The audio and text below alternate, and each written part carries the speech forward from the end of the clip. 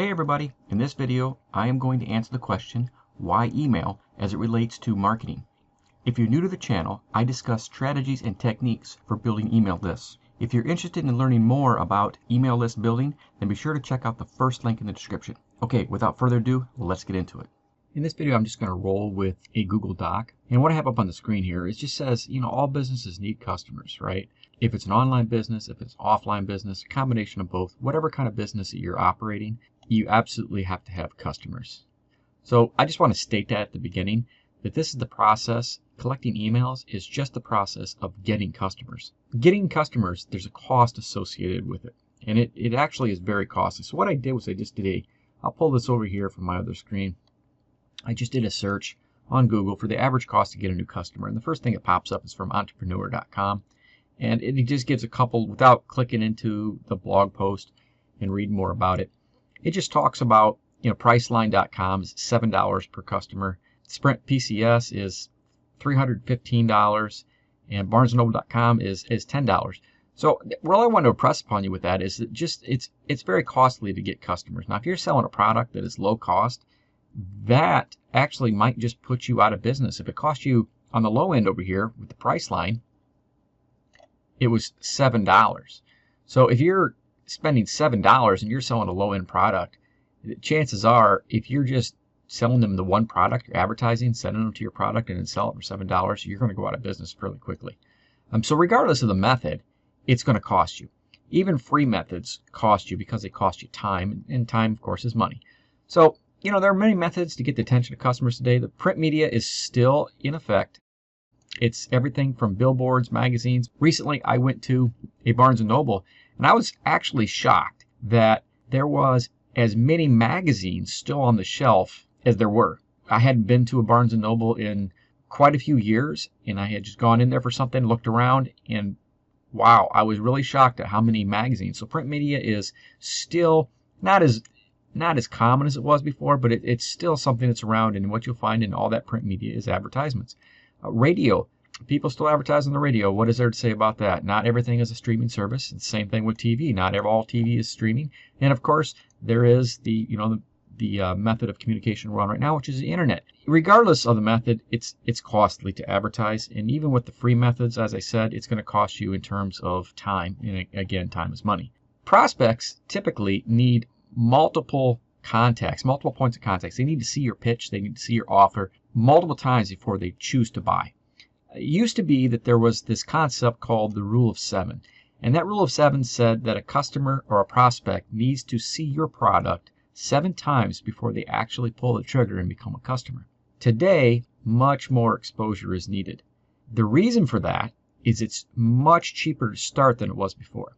I remember the first advertisement that I ever did was in a magazine in 1994, and back then that was about it was a 1-inch in-column ad. I should tell you that. It was $240. It was 240 something, I can't remember. It was 240 something. And this was back in 1994, and it was a business magazine. So it was a 1-inch column ad, $240 some. Back then it was really, really expensive, and it was really hard to get the ad in. Now you can run a Google ad, a Google search ad, and get traffic to your ad from your ad a click for 15 cents, as low as 15 cents. Some of those clicks run up to, I can't believe how much somebody will pay, $10, $20, $30, $50 per click, just ridiculous. By and large, it's pretty common to pay about $1 per click, and that is a whole lot cheaper to get eyes on your ad than it was before. Because of that, of course, you're going to get more competition because the barrier has lowered. There's going to be more people that enter the game. Therefore, you need more exposure. You are now a drop of water in the ocean. So you need to have more drops. It's more exposure. And of course, the rule of 7 no longer applies because you need more than 7 contacts. And of course, that's going to cost you more money. However, there is technology that allows you easy exposure through methods of retargeting. However, with retargeting, you still pay for it.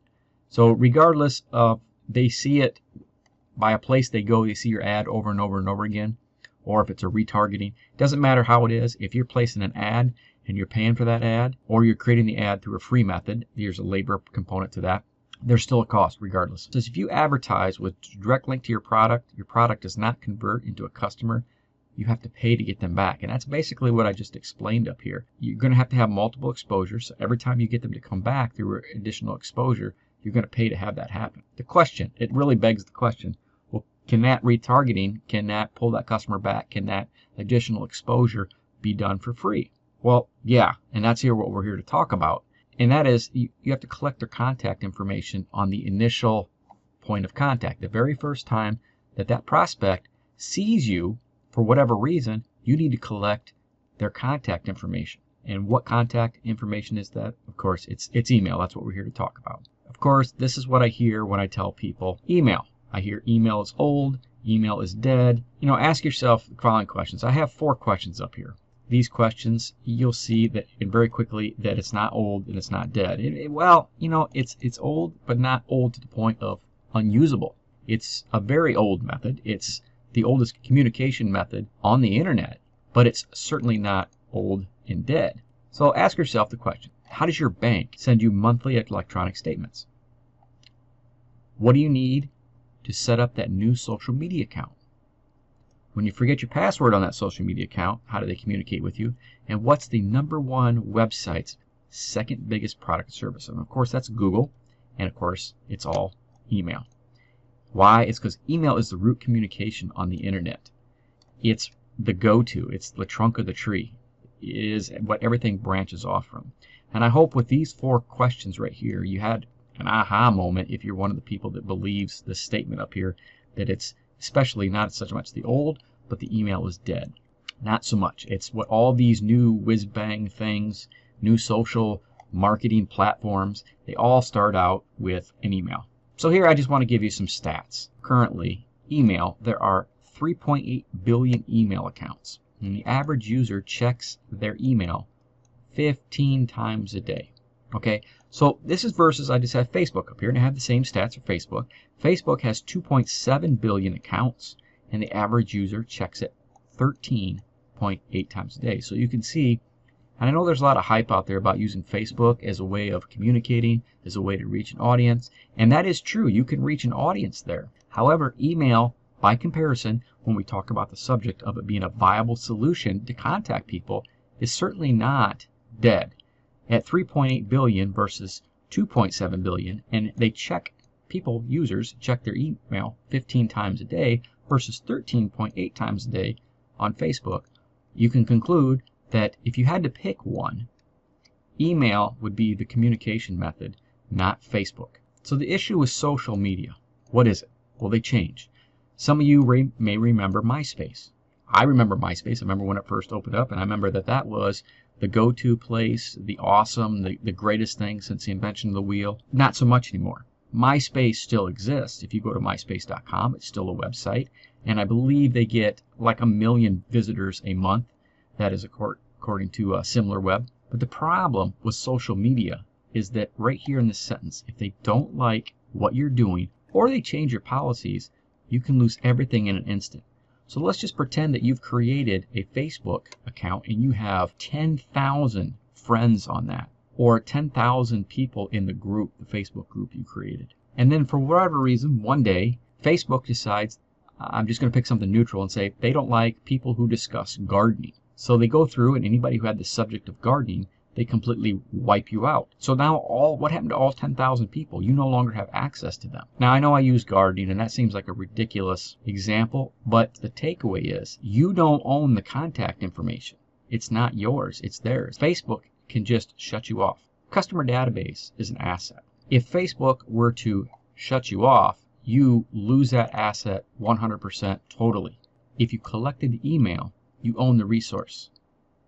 So I want to tell you, in business, there's a product called Goodwill. And what I've done to define Goodwill is that I've just gone over to Investopia. So you can just go to investopia.com and type in this Goodwill, and it'll bring up the definition of Goodwill. And down here in the bottom where it says, what is Goodwill? It says the value of a company's brand name, solid customer base, good customer relations, good employee relations, and proprietary technology represent some of the reasons why Goodwill exists. So one of the things that make up Goodwill, which is what you would pay for if you purchase an established business, solid customer base. That is an asset to the business. It's part of the package that makes up Goodwill, which again, that's actually what you would end up selling when you sell a business. That's what makes a business more valuable than just its fixtures and its location and things like that. It's the package of Goodwill. So just know that it is an asset because it is part customer base, is part of the Goodwill package. The next question that just comes to mind, right, is that how much is an email worth? Well, here again, there's a lot of ways to answer that question. But there again, what I did was I Googled it. I just Googled how much is an email subscriber worth? And this is the typical answer that you will find out there in the world floating around. It is estimated that it is worth $1 per month. $1 per month. So that is to say, with that amount of money, that if you had a subscriber base of 10,000 people, the value of that, what you should be able to extract out of that, marketed the correct way, is $10,000. $1 per email address per month. Now, a lot of that depends on what is it that you're trying to do with the email address, what kind of product are you selling, what are your products priced at? Do you have buyers on your email list, or do you have people that are just only interested in free content? So really, a lot of it has to do with what the makeup is, but done correctly, collecting email addresses of people who are interested in buying products to learn more or to go further or do whatever it is that you're talking about. It is safe to say that you should be able to get $1 per month per email address. So again, just to recap, what's an email address worth? $1 per month, so $12 a year. And again, if you had 10,000 people, that's worth $120,000 a year. Email has staying power. It is time tested. The email drivers are three. They're cost, stability, and simplicity. The cost of email is super cheap. The stability of email, it's the communication backbone. It's old. It is old. It's the original communication method. It still remains the core communication method with all utilities and services that you'll use. And it's simple. It can be a few words, just text on a white background, much like what I'm doing right here. So it's very simple. This presentation that I'm presenting to you right now was very simple. It's literally just some bullet points that I'm writing out. Email is the same way. So what can you do with email? Well, here are the big three. Of course, the first one. You sell them stuff. You get people on a list. You create like-minded individuals interested in a particular subject. And then you sell them stuff that can help further their quest to do whatever it is they want to do in that subject. So you cater to them. You figure out what they want. You find products that will satisfy what they want. You collect them up in a silo, in a group, in a container, database, and then you sell them stuff. You pitch things to them. These don't have to be your own products. The other thing you can do with an email, and this is also in conjunction with the first one, is you can fire up that new social media account. As I'm recording this right now, TikTok is still rather new. It's only been out a very short period of time. You could count its lifespan in months.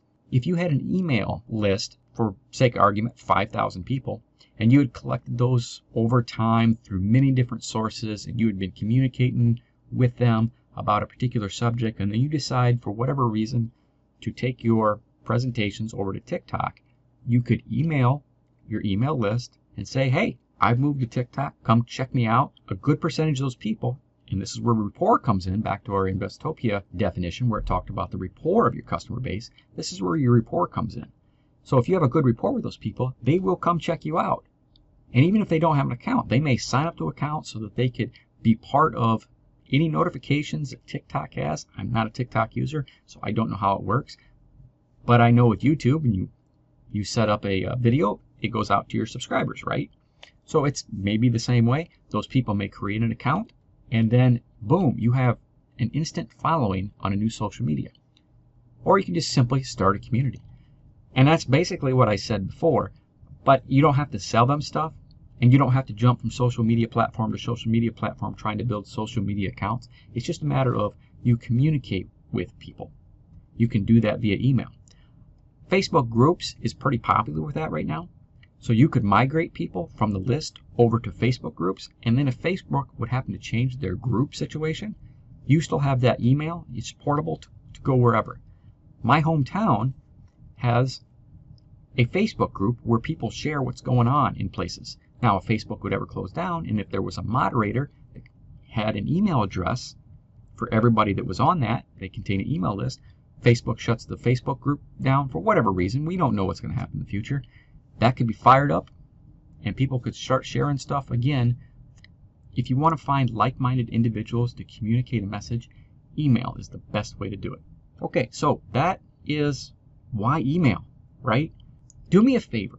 Leave comments down in the comments section, especially if there's something that you want to know. If you want to know something, please ask that in the comments. It helps me build content that you want to see. Thanks for watching. I'll see you in the next one.